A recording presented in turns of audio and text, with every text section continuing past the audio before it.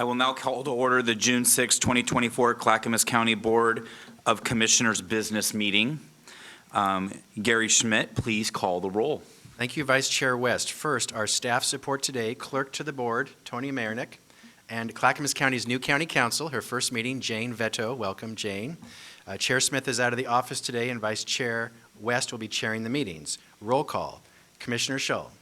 Here. Commissioner Schrader. Here. Commissioner Savas. Present. Vice Chair West. Here. I will now lead us in the Pledge of Allegiance. I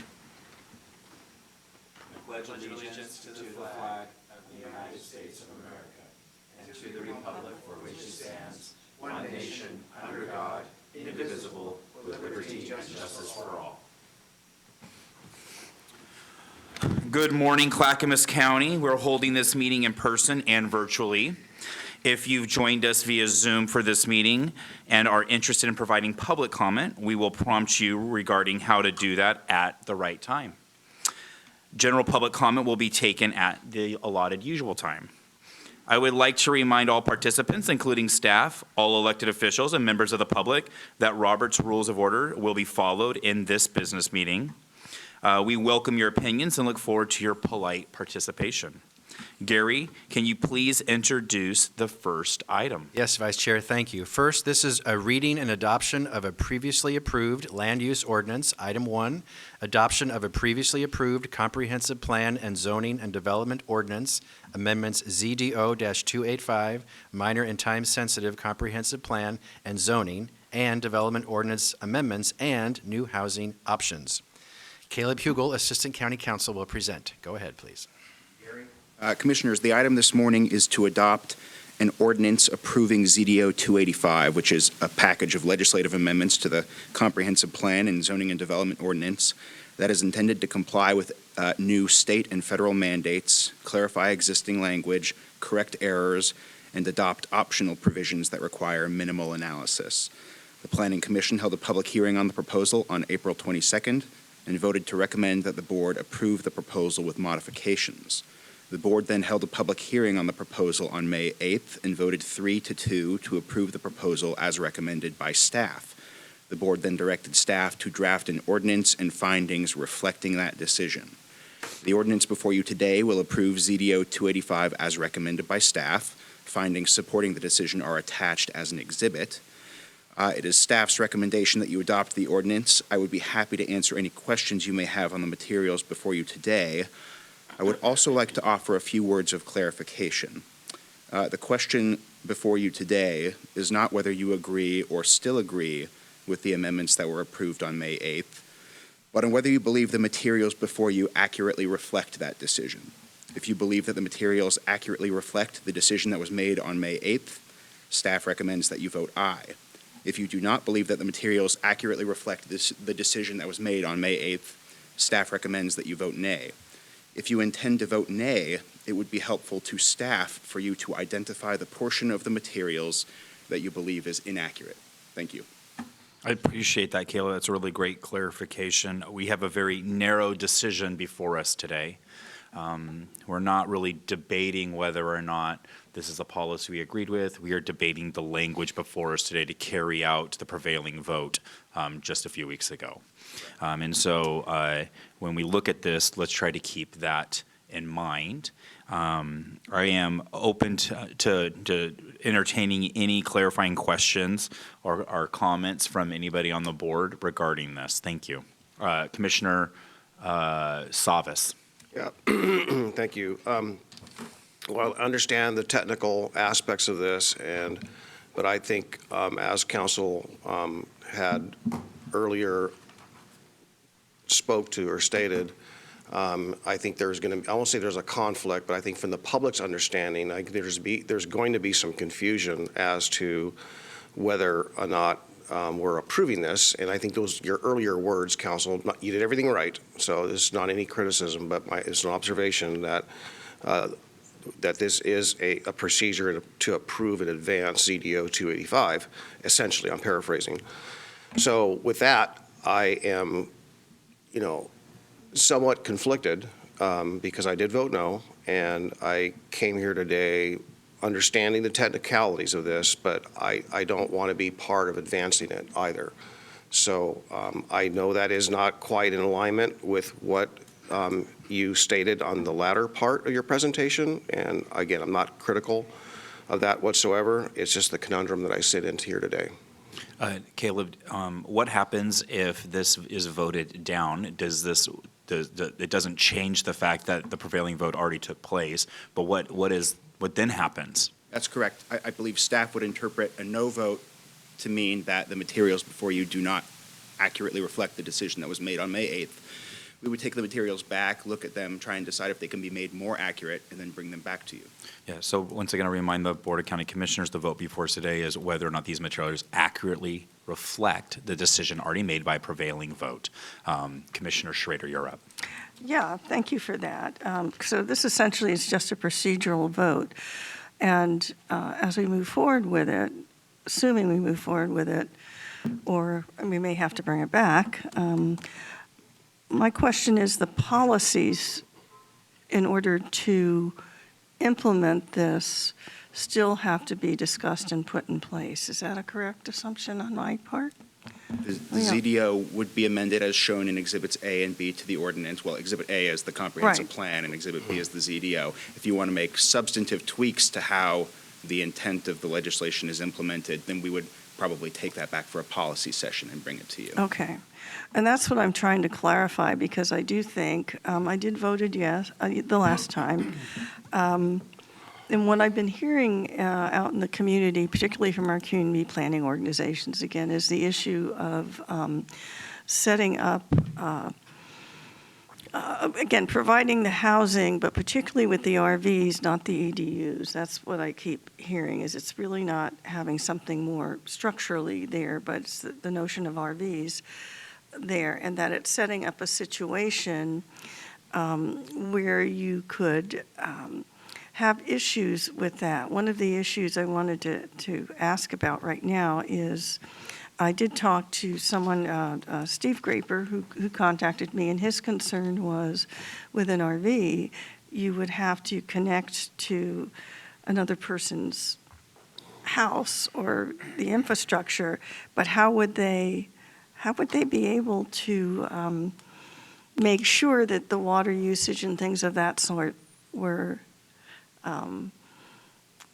being appropriately charged? And my assumption is if it's hooked up to the main area, to the main house, that it would be metered like everything else. I mean, that's kind of getting down into the weeds a little bit, but I'm just telling you what I'm hearing from Commissioner Schrader, I think those are all fantastic questions that somewhat were addressed in the prevailing vote that already took Right. place, and we can continue and should continue to answer those questions and Right. get that understanding. That's right. However, today, that is not the question before us. The question before us is if this staff presentation accurately reflects what was already prevailing. And I think it just before I continue to comment, I want to be fair to all the other commissioners. I have some additional thoughts, I bring additional context, but I want to make sure that if you're through, Commissioner Schrader, that I can recognize Shoal. Yeah, let me just finish. I think that I am through. I'm going to continue with my I vote today. I'm just trying to make sure that, assuming, again, this passes, that we are putting on in the future the appropriate sidebars that can address the issues that I'm hearing from constituents out there, with it being more of a temporary piece. So I'm just trying to say this isn't the end of the discussion. This is just a procedural vote, and that we will be bringing it back at some point in a policy session in order to work out details. Is that? If I can repeat what I think you said, you Yeah. would like staff to investigate bringing the RV issue back in a future policy session? Yes. Okay. Okay, thank you. I think there's maybe more massaging to have over this topic in question to make sure that we're all on the same page. I think we're committed to that, but I want to make sure we're also focused on what's before us. Commissioner Scholl, you are in the queue and ready to go. Okay, so if there's additional sidebars that we need to be looked at in ZDO 285, maybe a no vote today would be appropriate, because the sidebars should be in the ordinance when it's approved. Commissioner Schrader, that's my opinion on that. In the way of background, so everybody knows who's listening today, at the land use hearing, there were 2 votes. I was one of them. 2 no votes. I was one of them. I support the accessory dwelling unit as a potential solution to our housing issue. I voted no at the land use hearing on ZDO 285 because the RV issue, in my opinion, is going to be an absolute huge burden for the county to administer to ensure compliance with the ZDO 285.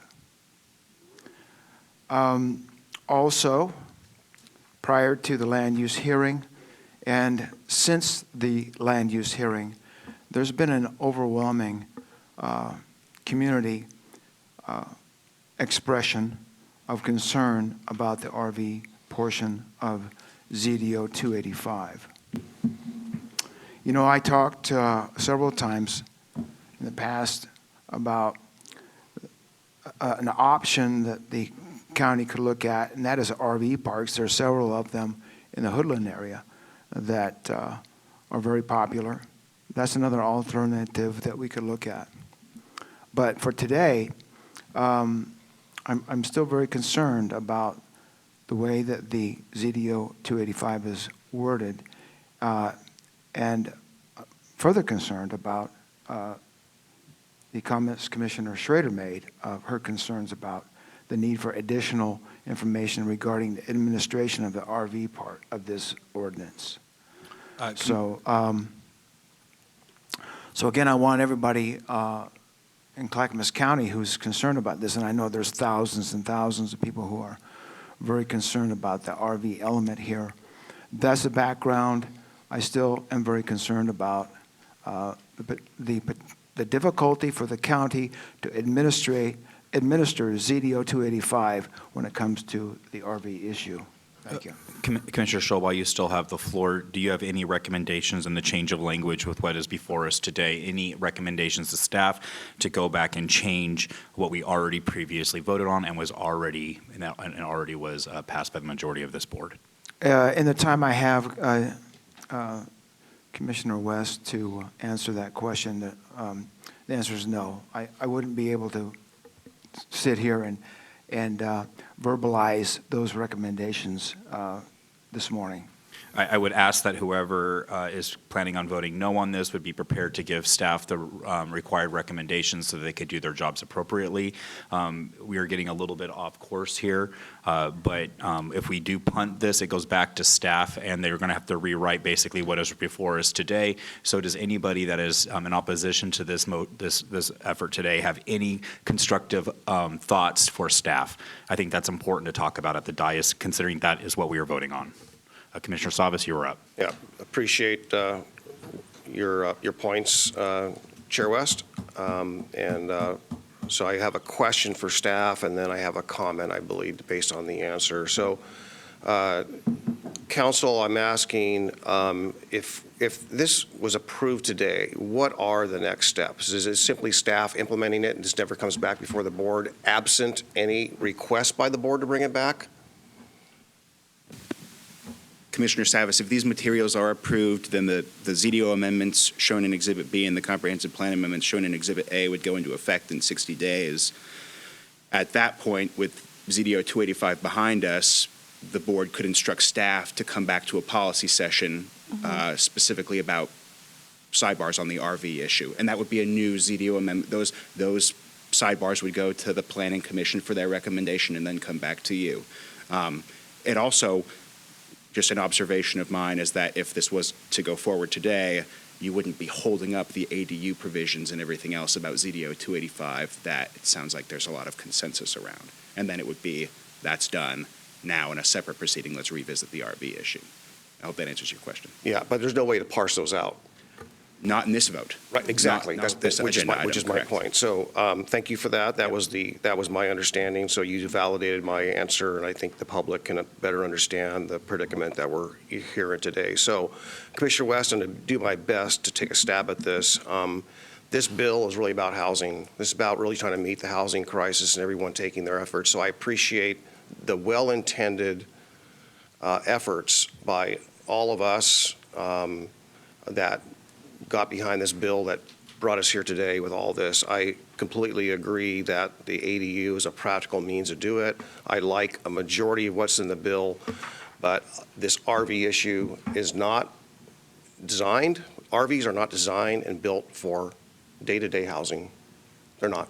And the state of Oregon recognizes that. And there's a statute, frankly, that talks about, not about RVs per se, but talks about the manufactured housing, and it essentially addresses the issues there in the sense of maintaining them.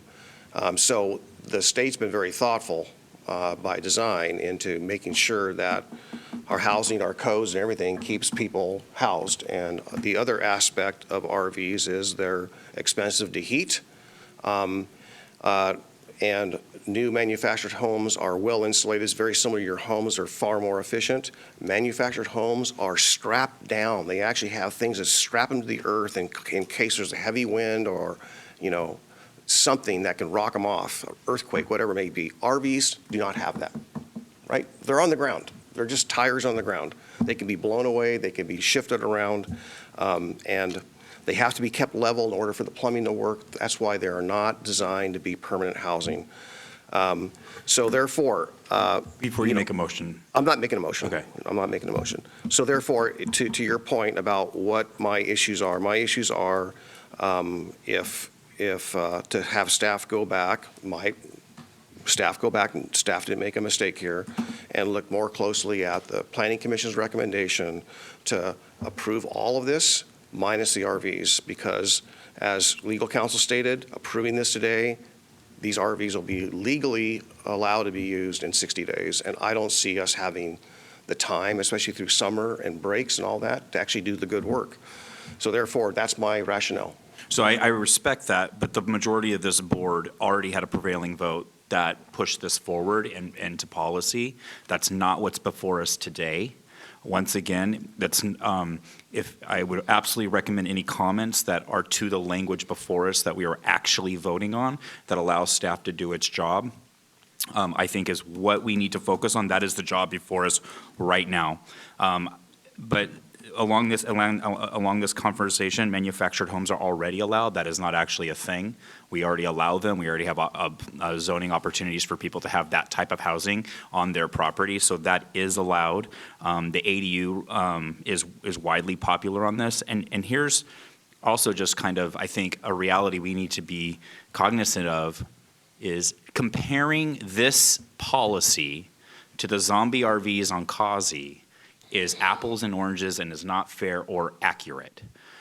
As we have to become very novel and we have to become very creative to deal with the land use laws that we have to get people off of the streets. Well, nobody here is saying that this is ideal housing, but I'm stepping over bodies.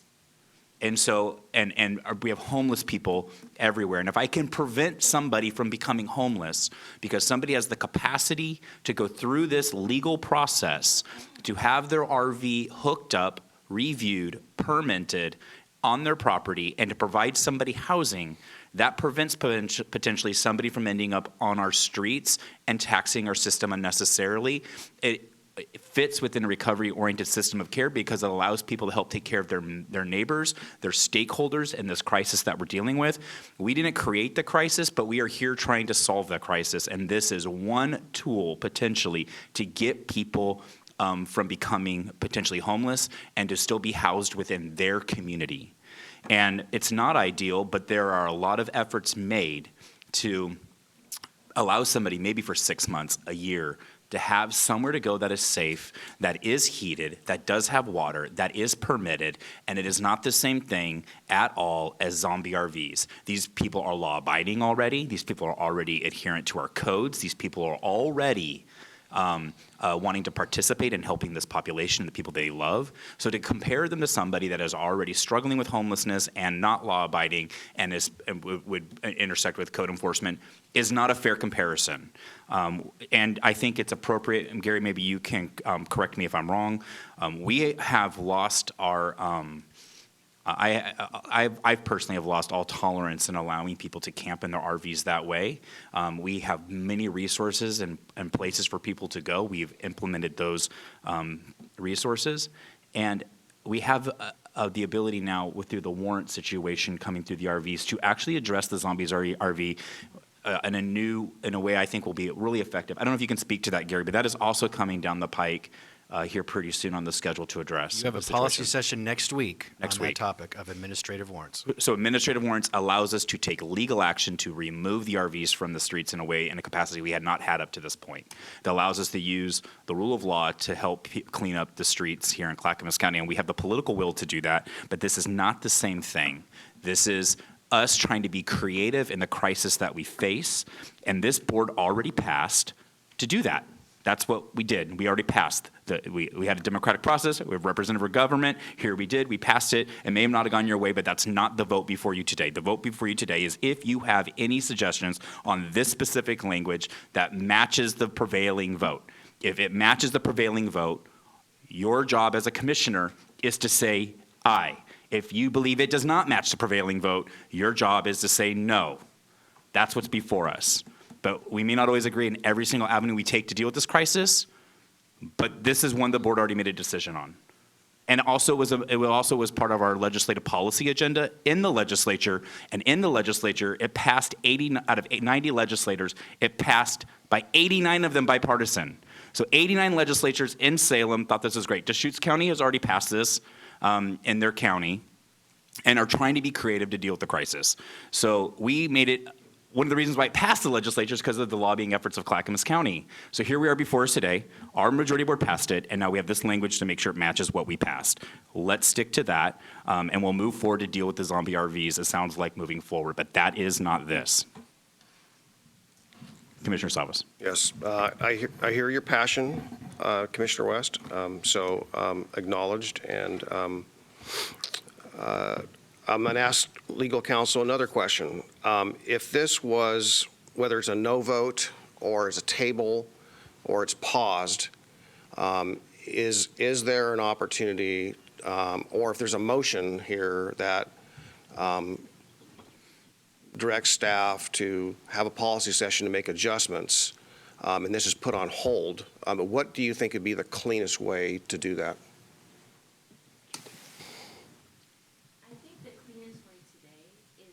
Vote on the motion as presented, and if that motion fails, we will come back to you. I have heard some things today that I think maybe can be addressed in a revised ordinance. For example, I do think that to Commissioner Schrader's point, if people are not hooking up appropriately, that would become a code enforcement matter. That could be something that could be addressed in our code, or it could be referenced in our code. And have those kinds of enforcement procedures called out that we could do. So, it's your decision. But if this vote does fail today, then that's what we would be looking at. We'd be hearing your feedback on kind of this sidebar thing and come back with this.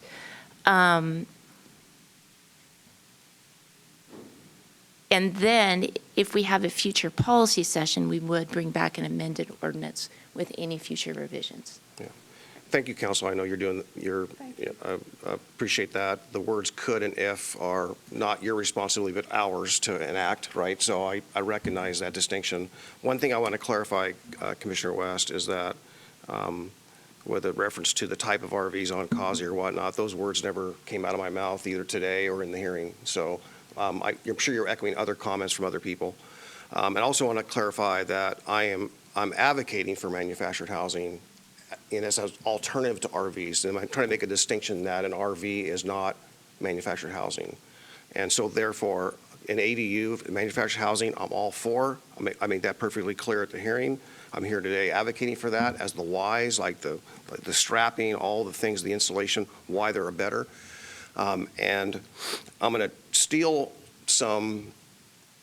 a theme that I heard at the state legislature one day when someone was they were passing a law or speaking to a law in a hearing, and the legislator said, well, why would we let people throw their money away and then come back and then adjust this later. It's like sending a ship out to sea with a hole in the boat, right? If you have a hole in the hull and you ship it out and you know you're going to fix it later, but you don't know if you'll fix it, and there's not a date certain you'll fix it, but yet you're going to launch it out to sea, that's not a good policy.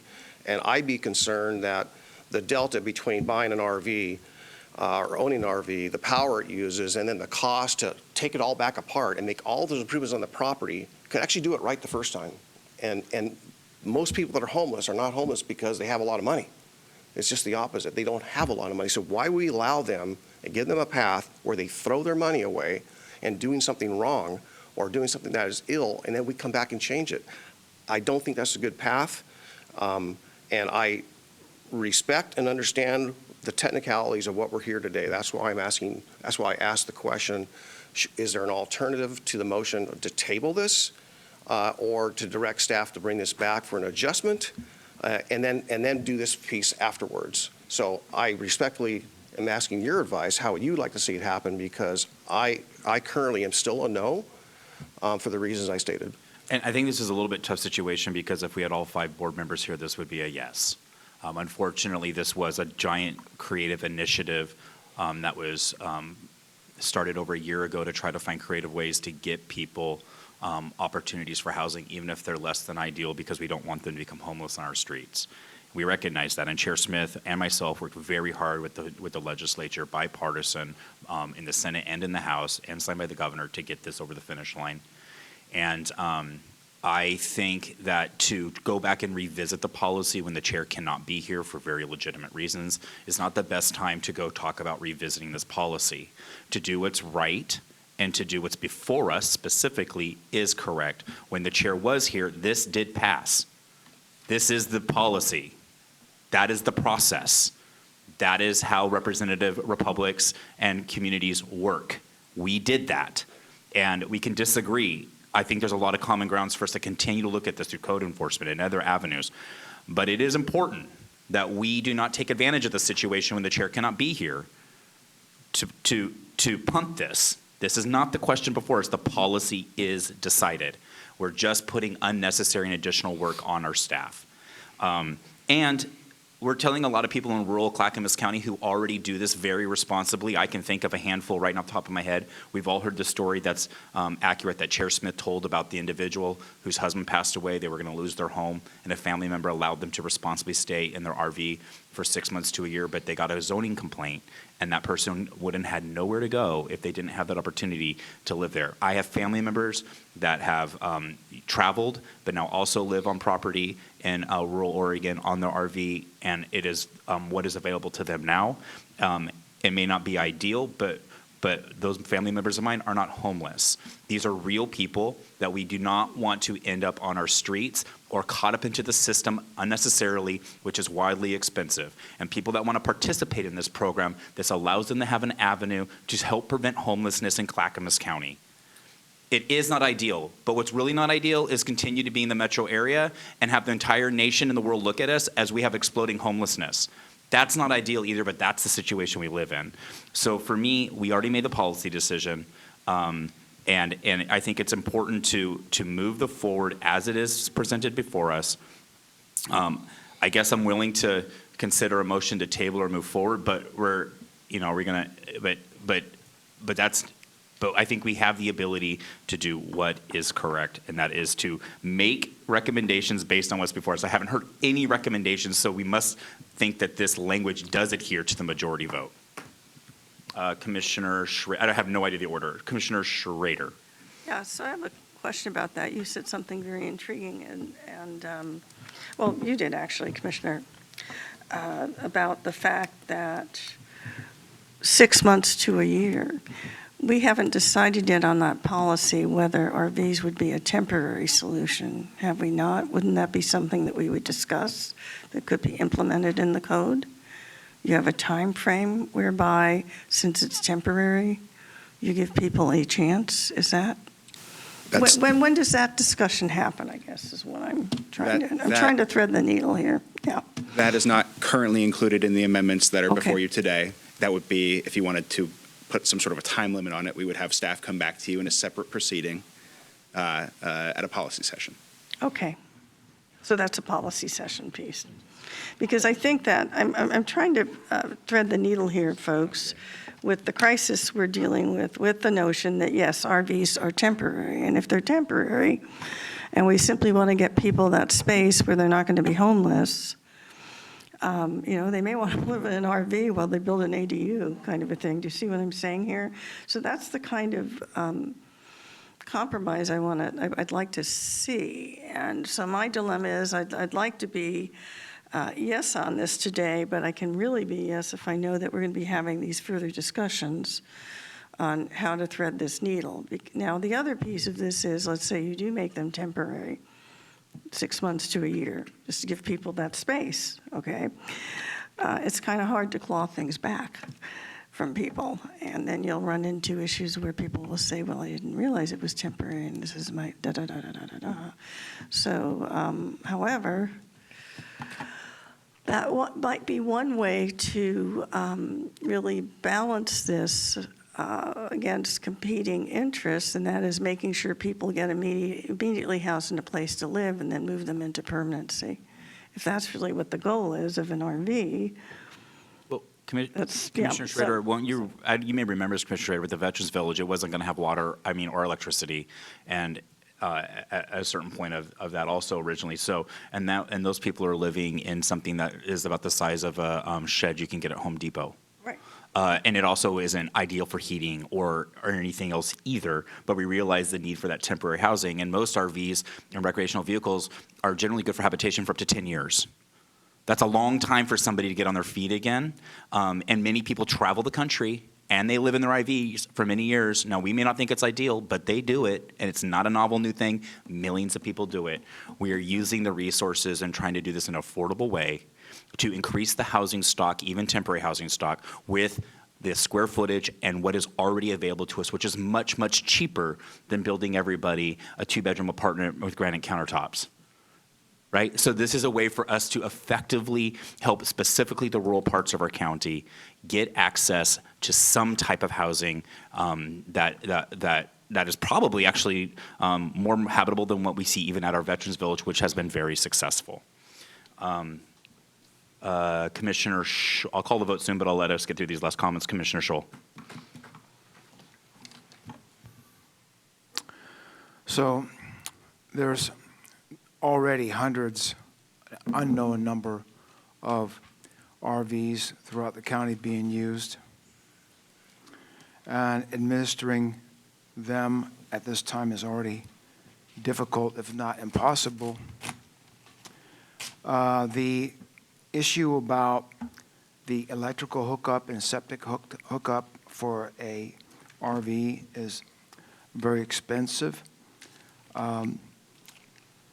I don't know if the current language has got enough information on this permitting process required for that. The issue about, in the current wording of the ZDO 285, there's no limitation stated on the duration RV can be utilized for shelter. That needs to be clarified. So those continue to be my concerns. In addition, is in the ZDO, I know that we might not be able to include in ZDO wording all of the considerations that code enforcement will have to take in terms of personnel and processes to keep up with the RVs should this ZDO be approved. So those are my concerns. Thank you, Commissioner Scholl, for those comments. Commissioner Savas, you are up. Yeah, thank you. I certainly don't want to take advantage of the fact that one of our colleagues is having a medical issue and cannot be here today. So that's not I don't want to take advantage of that. So that even pushes me even farther into tabling this to a date certain or a time in the near future to resolve this so that commissioner can be involved in that. So I see less harm there than saying no, no, no, right? Secondly, I do want to just say, and only because I have a tremendous amount of insight into how these are manufactured. Comparing and they're not sheds, but comparing the tiny homes that were built by college students and volunteers are made out of typically 2x4 construction with insulation greater than any RV. Actually, the wall stud in those Veterans Village shelters are 2x4s, standard 2x4s. In an RV, they're half that big, and the insulation is proportionally that much less. They're not well built, period. And also, very clear to say that when we built that, and we did add electricity, but we also knew that the pods, not the pods, but the modules, the restrooms and the kitchen and all that in inclement weather, that there was refuge. They had a place to go to stay and where it was warm. It did have electricity, they did have plumbing, and that was there from day one that we opened. So I don't want to discourage anyone to think that these tiny homes or tiny pods are a bad thing, and it was in order to meet that crisis, and it served as a model going forward. It literally is, again, as I stated, they're not designed to be lived in, these RVs. They're designed for a weekend outing or a couple, 3 weeks, but they're not designed for that kind of work, effort. They're not strapped down. It's not safe. So I move that we table this item to a future date. For the sake of having a full commission here, I'll second that motion. This is too important to. Can that motion be somewhat flexible until the chair is returned? That's why I said future date. So it's up to the chair, the vice chair to schedule that accordingly. Commissioner Savas has made a motion to table this topic until a future date with the intent of when the chair is able to return back to the dais. And Commissioner Schrader has seconded that motion. And Jane? Just to clarify, the motion isn't to table the topic, but to table the vote, correct? Yes. Thank you. Let's see. And just to clarify, we do not disagree in the benefit of the Veterans Village or the adjacent village we are about to build next to it. I do think there are fair similarities between like the small habitable pods that people are living in. These are generally right next to someone's single-family home, generally someone they're connected to, friendly with in the community, that this individual in their RV will be able to also find additional shelter if necessary. I don't think people are going to be left out, and millions of people do choose to live in their RV across the entire country, even though they are traditionally made for recreational purposes. So we're bouncing back and forth in circular talking a little bit, but both are true, in my opinion. And I hope next time we bring this back forward that this board will be prepared to address it as presented with either we approve of this language brought forward based on what was voted on, that it is inherent to that, or we don't. And we can also maybe talk about how we tweak this further through code amendments or whatnot, but that is what's going to come back before us is this. So be prepared with specific language that is constructive to the staff, please. And with that, and we're in discussion, so if any further discussion, you can Yes, please I just want Commissioner Savas. to make my colleagues aware that I have a follow-up motion after this one. Okay, perfect. Tony, with all of that, please take the poll for us. Commissioner Schull. Aye. Commissioner Schrader. Aye. Commissioner Savas. For the tabling of this, aye. Vice Chair West. Aye, the motion passes 4-0 to table this topic. Chair? Yes? My- It is, Commissioner Savas, you have the floor, go ahead. Yeah, my second motion is to schedule a time, I move to schedule a time for the Board of County Commissioners to consider RVs on a temporary issue.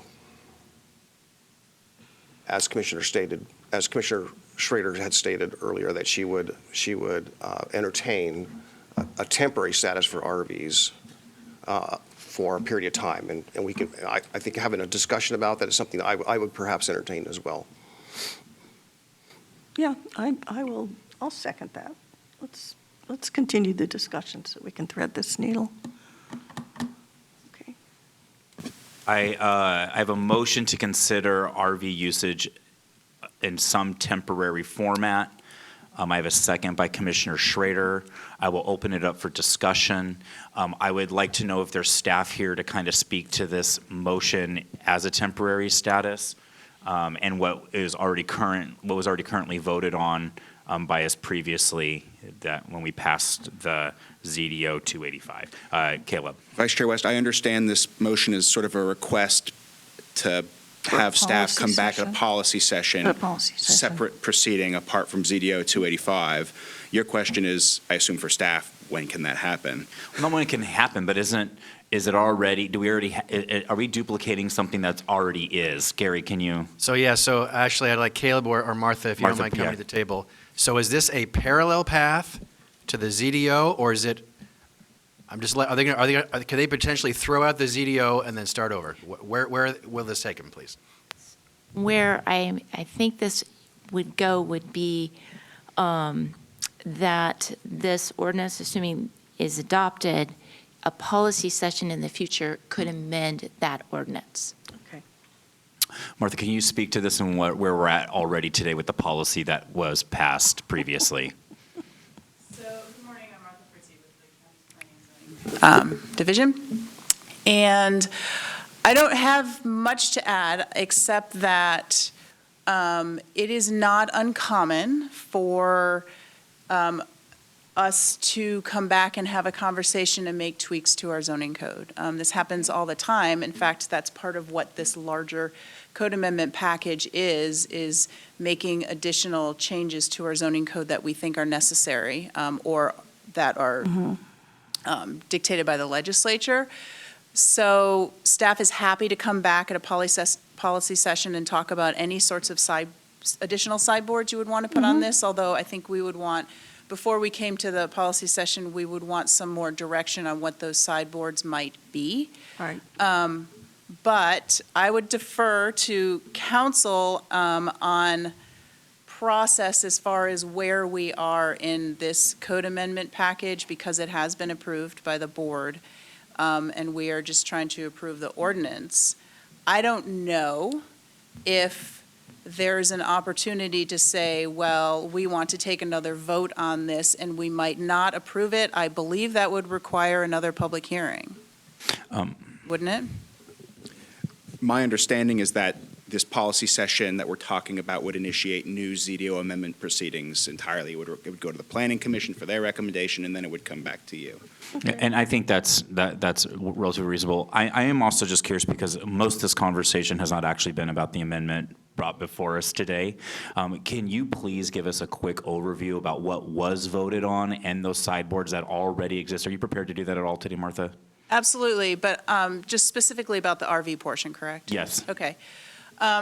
Just so we're all on the same page and we're not. Yes. There are quite a few sidebars and policies already in place. There are sideboards that exist. What the language in the ZDO requires, first of all, is a type 1 land use application, so somebody has to come in and apply and show planning that they are meeting all of the applicable criteria. Things like there can only be one RV on the property that's lived in as a second dwelling. There can only be one other primary dwelling on the property, so it couldn't be a case where you'd have a primary dwelling, an accessory dwelling unit, and an RV. One other dwelling. There are setback requirements from property lines. There are minimum and maximum distance requirements from the primary dwelling. There is a requirement that the property owner provide what the statute has defined as essential services to the RV, and that's defined in the statute as sewage disposal, water, electricity, and in some cases, storm drainage. And so we went a little further and worked with our building codes department to include some specificity on on requiring a permitted connection to on-site wastewater disposal or public sewer, a permitted connection with a certain PSI rating for water, a permitted connection to electricity with a certain voltage or wattage. I'm not quite sure what the right term is. And so the intent is to ensure that that RV is indeed connected. And then there's a requirement that neither of the dwellings can be a short-term rental, and that actually came from the statute as well. I think that's it off the top of my head. For sideboards, I can tell you that one of the reasons a 60-day effective date has been put on this is that we need to work with our agencies that provide utilities and the building department to sort of figure out some of the feedback loops on how all of this permitting is going to be done, and we've already started that coordination. Okay, thank you. So I do have a motion. Is there any other comments about looking at potentially adding some more amendments in sideboards? I believe that's what your motion is, or do you want to, is that motion? I just want to clarify that my motion was to bring back a discussion of potential amendments that would restrict RV usage to a temporary basis. That was my motion. That's my intent. I'd like to see that as soon as possible. And if there's an efficient way of weaving this in procedurally so there's the least amount of staff time wasted, the better. I'll leave it up to the professionals to determine that. That's not my motion, but that's my hope and intention. Okay, I will, Not yet. oh, sorry, Commissioner Shaw, I did not see that. Please. So one thing we need to be aware of is that if we go from a permanent situation and the requirement for electrical hookup, septic hookup, water hookup, the permitting cost, the contracting cost to open up a sewer line to hook up the RV, to open up a water trench to put in a water line and have it inspected and backfilled, and the same thing for electrical. It's quite expensive, and I looked at this, and in a probably least expensive type scenario to hook up a RV to electrical, septic, and water is, in excess of $7,500. So sometimes that would be more expensive, more costly than the RV itself.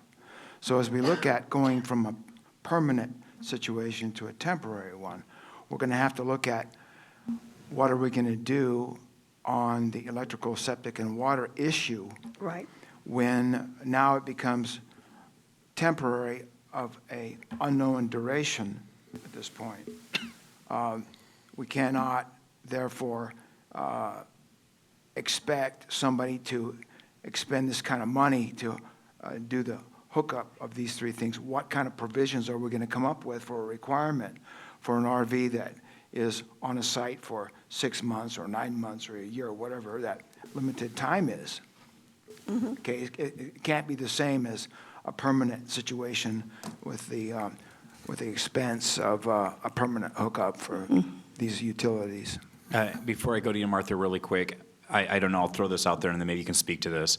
Is it unusual in some instances to have like a biannual recertification to make sure that things are still compliant, or every 2 to 3 years or 5 years? Is there a way to say, hey, to keep your permitting and licensure, we need you to come and recertify that these things are still working properly? Is there a way to have continual accountability? I know, I just think of my own licensure as an RN. I have to, every 2 years, I have to recertify as a nurse. So I don't know, in this capacity, is there anything that can be done along those lines to help maintain compliance? And then, Martha, please give us your insights. I'm going to address what Commissioner Schull said first, so don't let me forget to attempt to answer what you have asked, although I may have to circle back on yours. I think that you bring up a good point. The statutes that enable this RV as a second dwelling provision require that the property owner provide those services. And And so we have to include that. Okay. But I can say, we currently have allowances for RVs to be lived in on a temporary basis, either while somebody's building their primary dwelling or as a temporary dwelling for care, a hardship dwelling. In those cases, the RV is required to be hooked up to utilities. And so there already is a process available, and there is a process that our service providers have for temporary manufactured dwellings and RV living. I wouldn't be able to tell you off the top of my head if that is truly very different. I think after talking to a representative from Water Environment Services, our sewer, one of our sewer agencies, it doesn't seem like how they are thinking that this would work on a more permanent basis is really any different than how they would look at it to hook up on a temporary basis. That's one agency. So I just wanted to put that information out there. Then as far as creating some sort of feedback, so the way that we have this written into our code right now, it is a type 1 land use application. It's not a temporary application. If we were going to create, all right, let me step back a little bit. If you were to apply for a temporary dwelling for care, you have to come in and reapply every 2 or 3 years, depending on your zoning district. And that sounds to me kind of like what you're talking about. That would require a change to the ZDO amendments that are proposed in 285. It's not that we can't do it. I guess that would maybe become part of that future sort of parallel conversation of if we want to consider making these temporary, not sort of unlimited. But could that provide additional accountability to continue to issue the temporary permitting, but we just need to make sure that this is still like a habitable, that the sewage is still being managed appropriately, that we have eyes on this, that we're not contributing to the problems that the public and some of this board are concerned about. Yes, so when somebody gets a temporary dwelling for care, for example, they're approved for a certain amount of time, then they have to come back and renew it. And at that time, they submit a new application, and we assess it against all of our criteria that are applicable at the time. Sometimes they change. What I can say, though, is that there is not an inspection process tied into this because we have heard very loud and clear from our building folks that we are not authorized to inspect the inside of RVs. And so when you say habitability, I twitch a little bit, but we could certainly look at it. If it were a temporary permit, we would be able to reassess it again against all of the criteria that are in our zoning code, which include the utility hookups. And you don't have to go inside someone's RV Right. to do that, but you would be able to tell whether things are appropriately still compliant Yes, for the health and safety of the entire community and livability. yes. That's interesting. Commissioner Savas. Yeah, Chair, I appreciate the conversation. This is really what I wanted to have scheduled. So, and I would just add, just for the flavor of this, everything that Martha just spelled out, I concur and knew a lot of that. That's my concern. I go into the health issue, toxic mold. Some of it is visible in RVs and manufactured homes, and actually any home, right? And sometimes toxic mold is not visible, but it's present. And RVs are not built to withstand the weather conditions. The Veterans Village has an asphalt composition roof on it, just like your home, or most people's homes. And that's the difference. From a water intrusion standpoint, that's where RVs are vulnerable, and that's why they're not designed to be lived in. So I just respectfully ask to call for the motion. Tony, Could you restate? yeah, can you restate the motion? The motion is to direct staff to bring back a discussion on the RVs as a temporary use time, or a time-based temporary use. And Martha, you I second. think Tony had it right the first time, so I'll take the first one. And we had a second from Martha. now that I have a little bit clearer understanding, I'm going to vote in support of this motion when we take the poll. Just, Martha, thanks for the clarification that helped me get there to possibly talk about something reasonable here in the future. Tony, please take the poll if there's no further discussion. Seeing none. Commissioner Schull, Aye. Commissioner Schrader, Aye. Commissioner Savas, Aye. Vice Chair West. Aye. Okay, Motion passes 4-0. so we'll come back. Thank you. Martha, thank you. And to our legal staff also. Let's see, where are we at? Gary, what's next? All right, so quickly to recap, we are going to reschedule the reading and adoption of the previously approved land use ordinance when all 5 commissioners are present, and we're going to schedule a policy session as you just discussed. Yeah. That sounds like the plan. Thank you. Yes. All right, next is consent agenda. Tony, would you please read the consent agenda? Clackamas County Consent Agenda. Elected officials, item 1, approval of previous business meeting minutes for the Board of County Commissioners. Finance, item 1, acknowledging the fiscal year 2023 audit findings and approving the plan of corrective action to address the findings. No fiscal impact, no county general funds are involved. Disaster Management, item 1, approval of an intergovernmental agreement with the Oregon Department of Emergency Management for funds to acquire and demolish a severe repetitive loss residential property. Total value is $543,391 for 100% coverage over 3 years. Funding is through a federal flood mitigation assistance grant. No county general funds are involved. Item 2, approval of an amendment with State of Oregon for the fiscal year 2023 Emergency Performance Grant Agreement. Amendment value is $38,864 for 1 year. Total value becomes $288,770 for 1 year. Funding through Federal Emergency Management Performance Grant and matching funds of $144,385 of budgeted county general funds. Item 3, approval to apply for fiscal year 2024 Emergency Management Performance Grant between Clackamas County and the State of Oregon. Estimated value is $200,000 for 12 months. Funding through Federal Emergency Management Performance Grant and matching funds of $100,000 of budgeted county general funds. Health, Housing, Human Services, item 1, approval of a board order authorizing a purchase order with Robert Half International for temporary employee services for financial reporting, accounting, and procurement services. Purchase order value is $58,217.60 for 6 months. Funding through the Oregon Health Authority. No county general funds are involved. Item 2, approval of an expense intergovernmental agreement with Clackamas Fire District Number 1 to support the Project Hope program. Agreement value is $10,000 for 25 months. Funding through CARE Oregon. No county general funds are involved. Item 3, approval of a federal subrecipient grant with Clackamas Fire District Number 1 for the Community Paramedic Program. Grant value is $1,002,563 for 2 years. Funding through the American Rescue Plan Act state and local fiscal recovery funds. No county general funds are involved. Apologies, Chair. Item number 4, approval of intergovernmental agreement with the City of Sandy to provide support for the Mount Hood Express bus service, Boring Lifeline services, and elderly and disabled transportation services. Agreement value is $688,400 for 2 years. Funding through the State of Oregon Rail and Public Transit Division Fund and $55,000 of budgeted county general funds.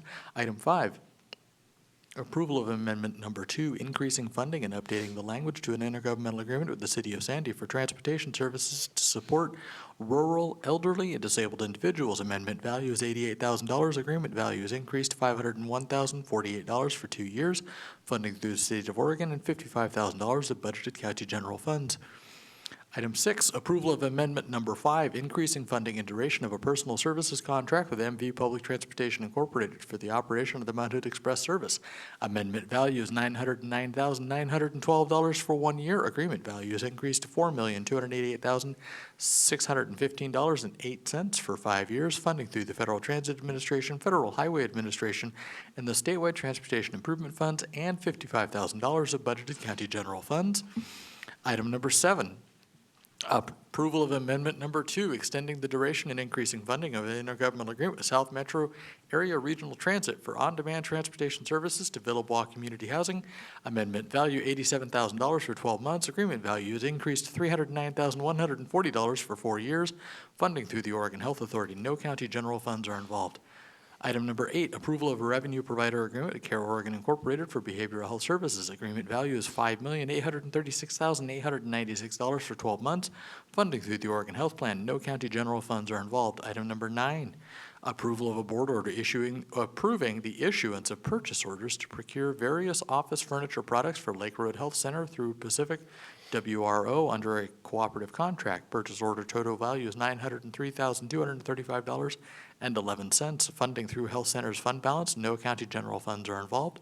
Item 10, approval of a subrecipient agreement with Clackamas Community College for the Career Restart Program. Agreement value is $250,000 for 2 years and 3 months. Funding through county allocated American Rescue Plan Act funds. No county general funds are involved.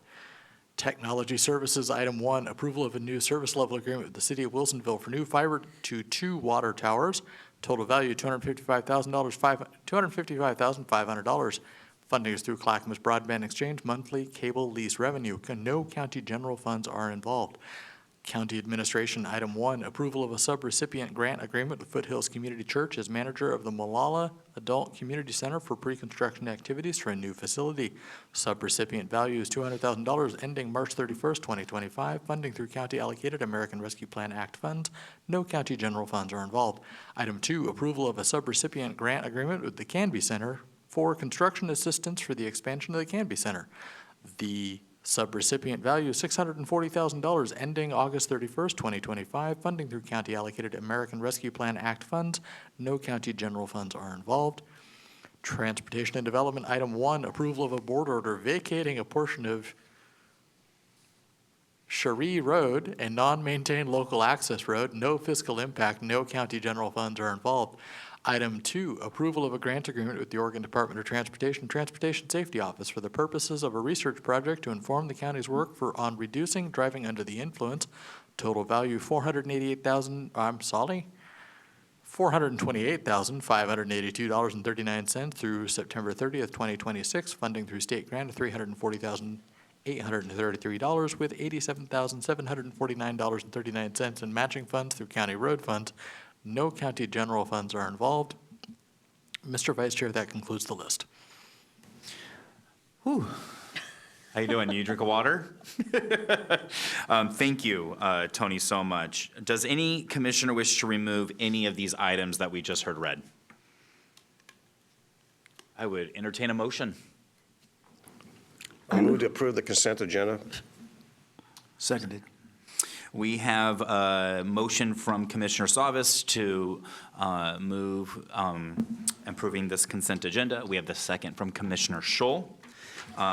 Any further discussion, Commission? Seeing none, Clerk, please call the poll.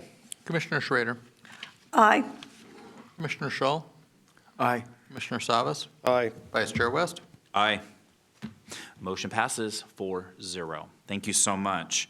Moving right along, I will, comments, or do you public comments, is that right? No, we have an NCPRD next. Oh, that's right, sorry, thank you. I will now recess as the Board of County Commissioners and convene as the North Clackamas Parks and Recreation District Board of Directors.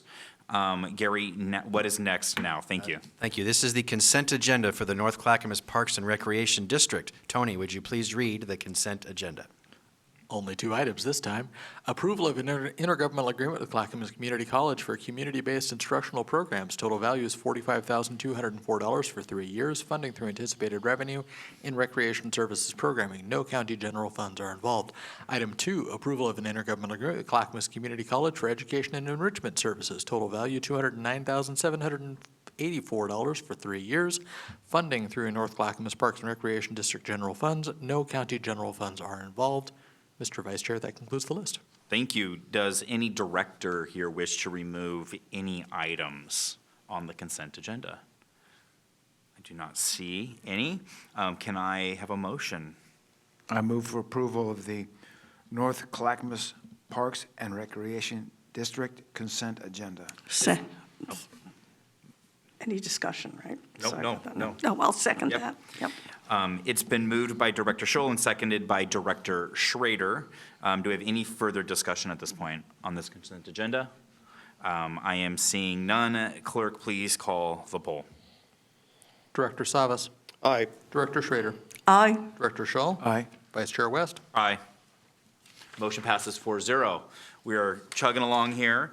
I will now adjourn as the North Clackamas Parks and Recreation District Board and reconvene as the Board of Clackamas County Commissioners. It looks like we're up at public communication now. Here we go. This portion of the agenda shall be limited to items of county business which are properly the object of the Board of which are properly the object of board consideration and should be nonpartisan in nature, as the BCC is a nonpartisan governing body under Oregon Revised Statute and County Code. Testimony is limited to 3 minutes. Comments shall be respectful and courteous to all. As a reminder, you can email submissions for public communication at bcc@clackamas.us, and these will be accepted as part of the public record. I will now open the meeting for public testimony. I will take in-person testimony first. Clerk, will you please help me moderate this public communication? And do we have any blue cards or anybody in the audience that would like to speak during public testimony? Mr. Vice Chair, I'm not currently aware of any blue cards. Okay, do we have anybody on Zoom with any hands raised that want to comment?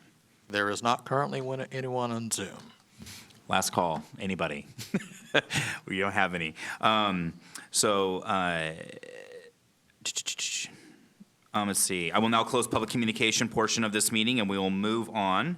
Gary, what's next? Next is County Administrator Update. That's me. I like to share the good work of our county employees during my time. Today, I want to recognize our staff in the Department of Transportation and Development, our road crews, who work every day to help serve our public by obtaining, maintaining, and supporting upgrading our roads. We received a nice note from a resident in Malala who wrote, "Thank you for mowing McCowan Road. We walked the road with our dogs, and the vegetation was starting to grow into the road, making walking past cars even more challenging and unsafe. Thank you, and we are very appreciative of this service." We do that service in addition to maintaining the roads. A resident of Stafford wrote in, "On May 27th, I discovered that one of my large fir trees had rotted at its base and was leaning at 30 degrees over Stafford Road. Much to my dismay, I called at 9 a.m. the next day and left a message, hoping the county would help us out and remove the about-to-fall tree. The tree was about the girth of a telephone pole and much taller. By 10:30 a.m. the same day, a crew arrived. They used a lift to cut the tree in pieces, and not only did they remove the tree, but also the debris. We are so thankful for the county's help. Please pass along a big thank you to the crew that removed the tree, eliminating a big problem should that tree have fallen onto Stafford Road." Just 2 recent examples of the fantastic road crew of Clackamas County and the work they do every day to support our public. That is my update for today. Thank you, Commissioners. Thank you, Administrator. That is fantastic news, and we love to see the great work our staff does to provide good services to our community. Thank you so much for that. We are now at Commissioner Communication, and I will start with Commissioner Schrader this time. Well, I don't have too much to report this week, other than I have been in contact with Chair Smith, and we are all wishing her a speedy recovery. She is a very dynamic, energetic person, and I have no doubt that she will surprise everyone with the speed and diligence that she will return to the fold and work with us. And we wish her well, and hopefully we'll see you soon, and we'll continue these discussions on housing in the county. Thank you. Commissioner Shull, you're up. Yes, good morning, Clackamas County on this sunny day. First, a heads up on a scam going around the state of Oregon and Clackamas County. People are receiving texts from a bogus organization called Oregon Toll Services, asking them to pay a balance on their account. Again, this is a scam. ODOT is aware of it.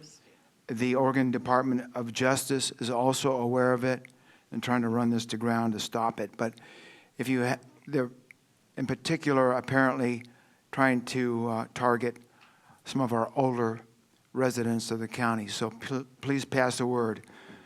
If you get a text from Oregon Toll Services, it's a big scam.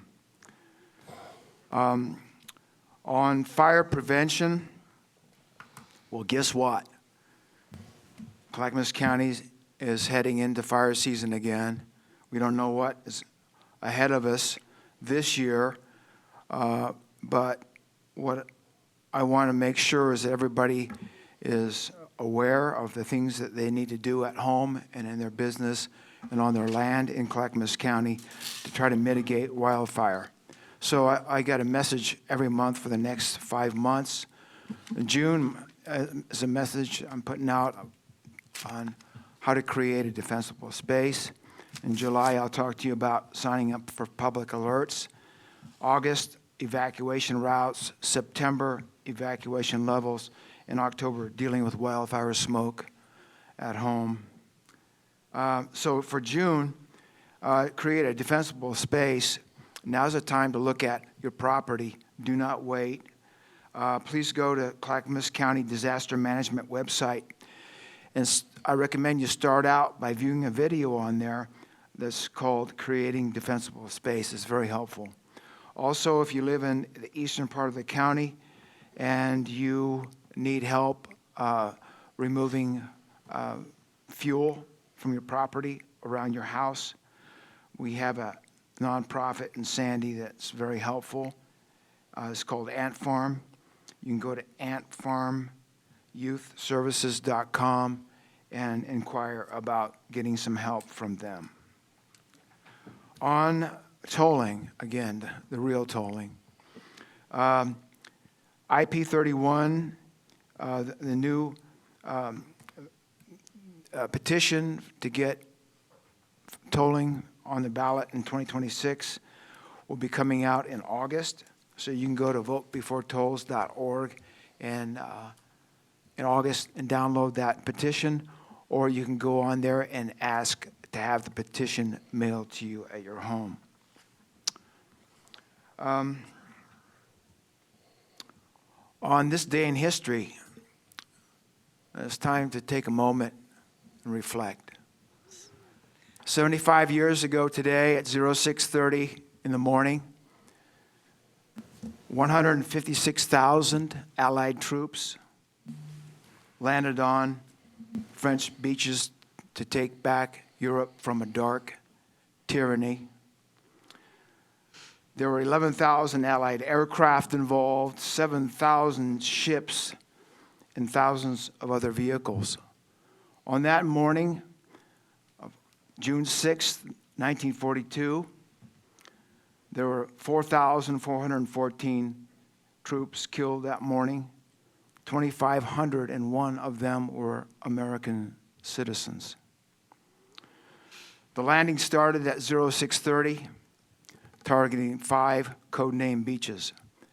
You might have heard of them: Utah, Omaha, Gold, Juneau, and Sword. The operation also included inland actions, including overnight parachute and glider landings behind German lines. The U.S. Army Rangers scaled the cliffs at Omaha Beach. You've seen the movie Saving Private Ryan. I believe that the movie, when it started and showed the landing on Omaha, was probably mild compared to the reality of the Allied troops that were involved in Operation Overlord that day. And I would ask everybody in Clackamas County to stop and think about the sacrifice it's taken to secure some level of peace and security in this world, and to contemplate the absolute terror that occurred on the morning of June 6th, 1942. And I personally thank God for the bravery, the dedication, the sacrifice of those forces that saved Europe on that dark day and that dark time. And with that, I would wish everybody in Clackamas County a very enjoyable day. Get out there and enjoy the springtime, the flowers, the birds. I sat in my garden after dinner last night with Oksana, had a cup of tea, marveled at the flowers and the birds, and thought about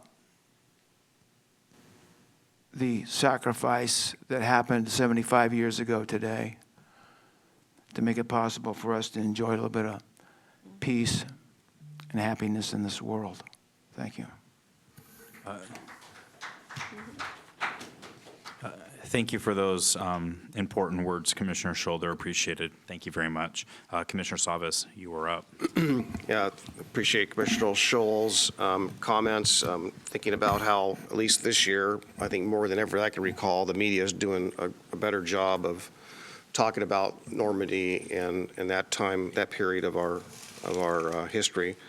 But it also reminded me that some of our, it's this weekend in which the public can go down to the Portland waterfront and see some of our Coast Guard, Navy vessels, the staff that are the enlisted staff. They're part of that. Each of those ships and operations that constantly protect our country. Of course, there's other agencies that aren't, or other divisions that aren't represented, but the Navy is certainly there.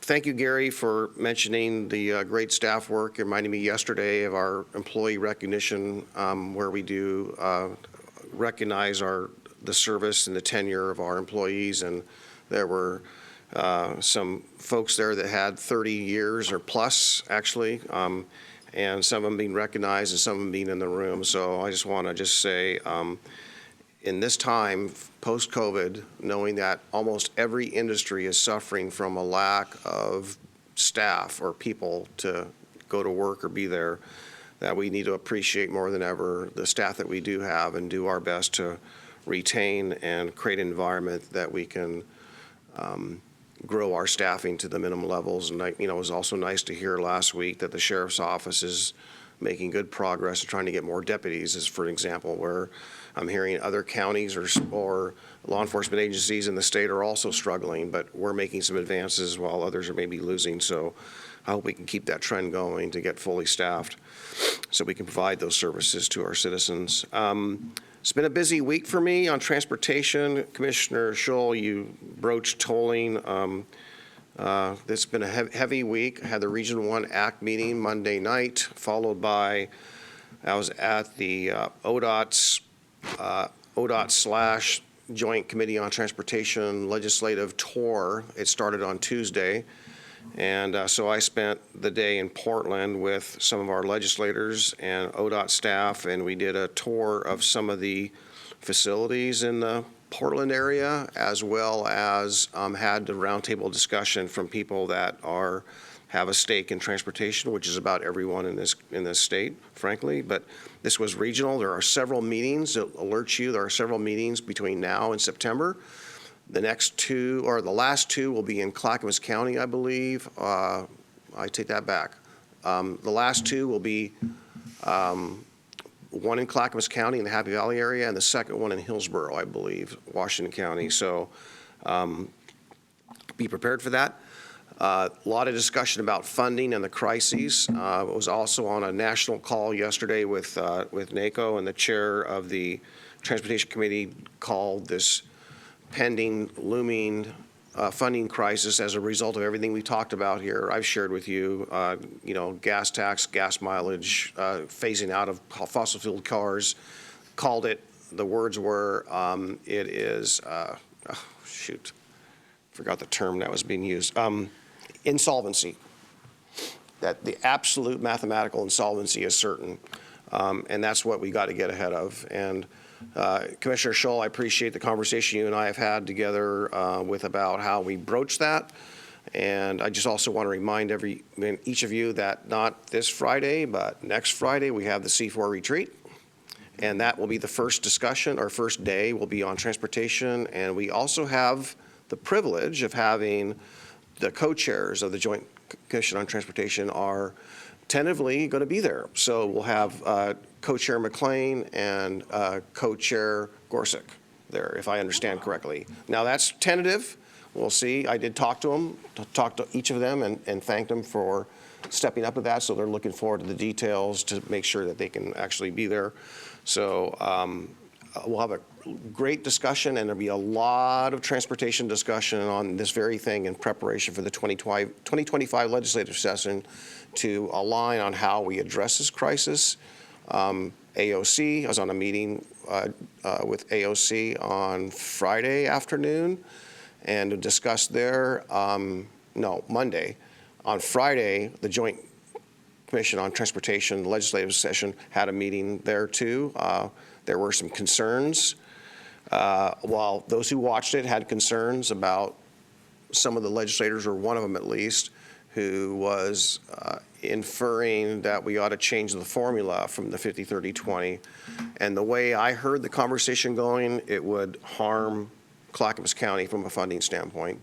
So all the more reason that we need to show a solution and be part of a solution to get the conversation away from fighting over who gets what of the pie, and we need to figure out how we save the pie, so to speak, because again, this insolvency issue is right up there. It's a top hot issue right now at a national and state level. And what the last thing I wanted to close with is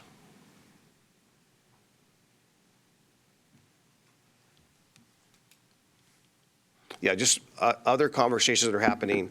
That's what it was. The Washington County Economic Alliance is having sessions on this, and they're possibly going to invite me to speak here at one of their next sessions as a panelist to talk about this crisis. So I just want to alert you to all the discussions that are happening, and that's what I have for today. Thank you, Commissioner. Really fantastic work on the transportation front. It is a big task, and thank you for your leadership in that, not just in the county, but regionally and throughout the state. Thank you so much. I'll start off by just, the chair is doing well. I believe she is home now, and so we're excited for her to continue her pathway of recovery, and she will be back with us soon, but we are committed to doing the good work of the county so that she can rest peacefully and get back on her feet again. The county is in great hands. Our staff are fantastic, and this board is unified in making sure we continue to still do good local government and the work that's required. And so, Chair Smith, rest up if you're watching, and we are here supporting you in the county.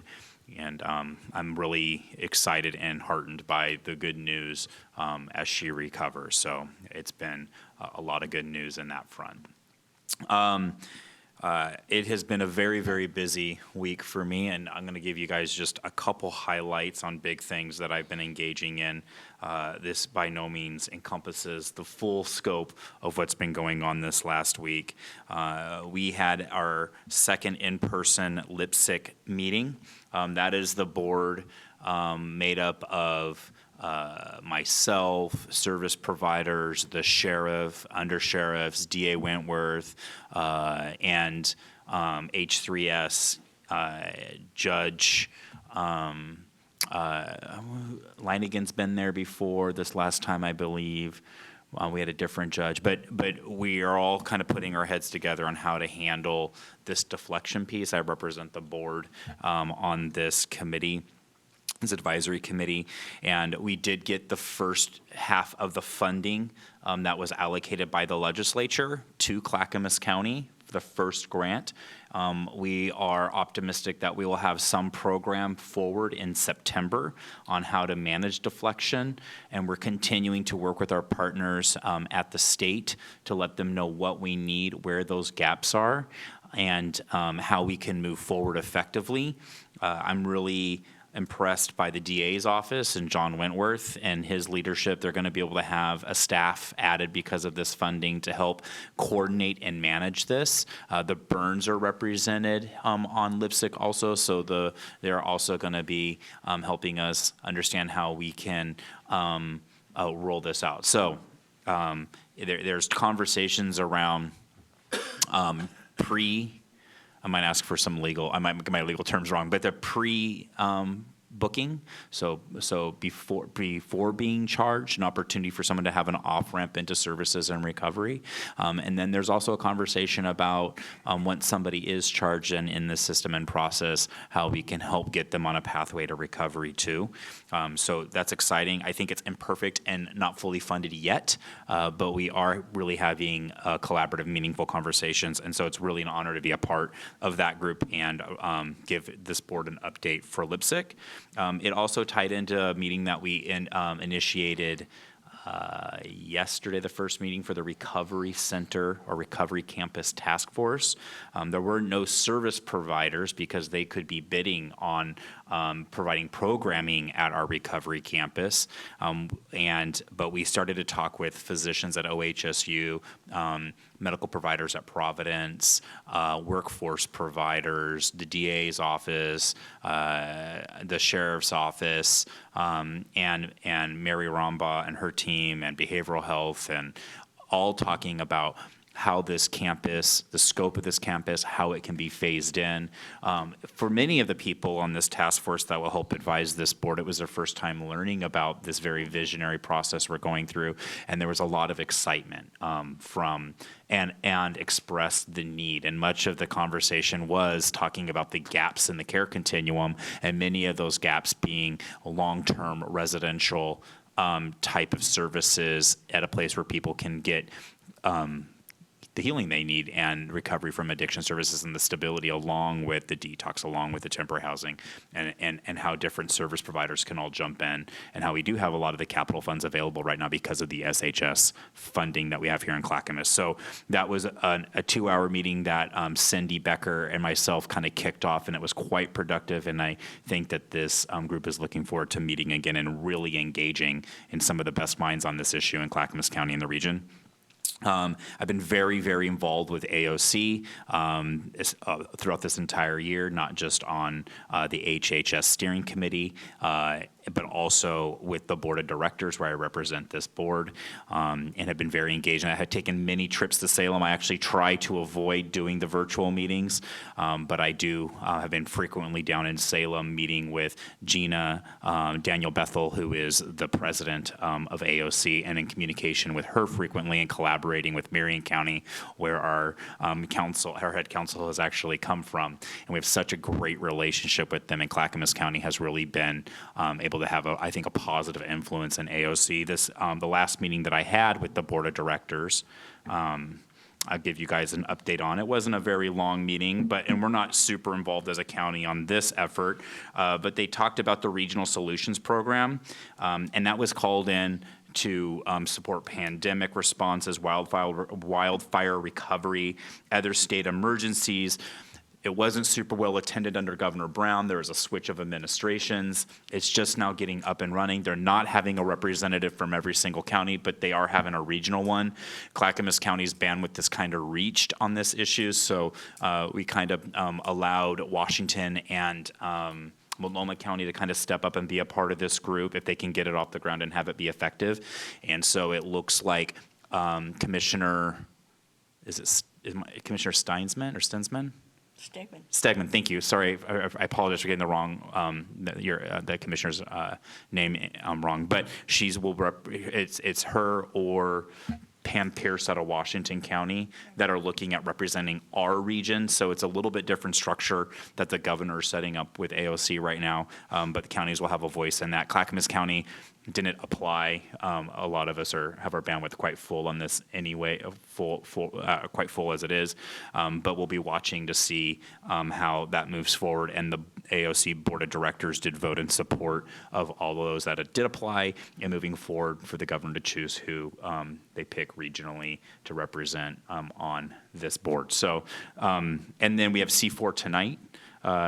Isn't it? It's on my calendar. I know, it's naturally occurring, but because of the retreat next week, we have canceled We have canceled C4, so I will not be attending. I'll be attendance of one. No, but we do have C4 coming up in Commissioner's office. That is really, actually, quite positive, and I don't want to say shocked because it's not the right word, but surprised that we may have that kind of representation from the legislature at C4. I am very intrigued. I'm very intrigued and interested in that conversation. And so you go ahead. Yeah, I just hope that, I hope and expect that it'll be a congenial, cooperative, collaborative discussion moving forward, knowing that hopefully and ideally that tolling is in the rearview mirror as far as I-205 and this congestion pricing. I just want to give you a news flash I forgot to mention. When we were moving forward with this congestion pricing, we were told it's happening all over the country. Well, it's not quite true. Congestion pricing, all the lanes, was only happening in one other place or being proposed, and that was in the Manhattan, New York area. And So applicable. and what happened here it was either yesterday or the day before, the governor of New York put an indefinite pause on tolling, on the congestion pricing program. I wonder if she talked to her friend Tina Kotek. Just, I wonder. but we maybe. just thought it was interesting how that identical language was being used. So I have a quick question. I know, Mark, you had your, I just have one quick. go ahead. Why don't you go first? Yes, I'm sorry. I'd like to amend my comments on history. It was 82 years ago today, not 75 years ago Okay. that 82 it years. happened. Okay. Thank you. Are we talking, again, my question is, are we talking about anything else at the retreat other than transportation? Yes, Or day just- one is transportation, day two is housing. Okay, I was going to say, I thought it was housing. And Saturday, it's also the lobster feed at Lake Oswego. So I think I I will can be- make it. I will be there also. You're going to be there also, okay. I did want to make one other thing I forgot to tell people. I want to give a shout out to my friend Jenny Van Loo. She is turning 80 this weekend, and she was one of the original policy advisors here in Clackamas County, and she was one of the people that helped teach me how to be a good commissioner. And I'm away for the weekend, but I'm planning to take her out for a wonderful birthday lunch at some point. But I wanted to mention that she was the one that you just talked to her, Commissioner Shull, Jenny Van Loo, because she was our forestry connection. She's extremely knowledgeable on that, and I'm glad she had a chance to connect with you and share her wisdom in that area. But happy birthday, Jenny. We love you here at Clackamas County. Thanks. Bye-bye. Commissioner Scholl. Yes, thank you for sharing that. Happy birthday, Jenny Van Loo, and thank you for your service to Clackamas County. And I really enjoyed my meeting with her on Monday. She's very helpful. Her history on forestry and the county's fantastic. So thank you very much, Jenny Van Loo, for your work for Clackamas County. And I will now quickly finish my comments. Thank you for the interjections. They were all important. And just thank you to the Clackamas County and to this board for giving me the grace to be the chair currently in this and sit in this seat. It's a learning opportunity and experience, and it's been a pleasure to do it. So I appreciate all of your guys' feedback and support in this effort. As everybody, I think, should heed Commissioner Shull's words and enjoy this weather, because we just had a bunch of rain. So get out there and enjoy Clackamas County. Aren't the tulips doing their thing right now, Commissioner Shull? Well, I think a couple weeks ago they were like hitting their heyday. So if people want to get down and see the tulips, I recommend they Do it now. Do it this weekend. Yeah. Yeah. It's quite beautiful. So get out there, enjoy your family, enjoy Clackamas County, the best county in all of Oregon. And it is a pleasure to serve here. And with that, Administrator and Board of County Commissioners, we are adjourned.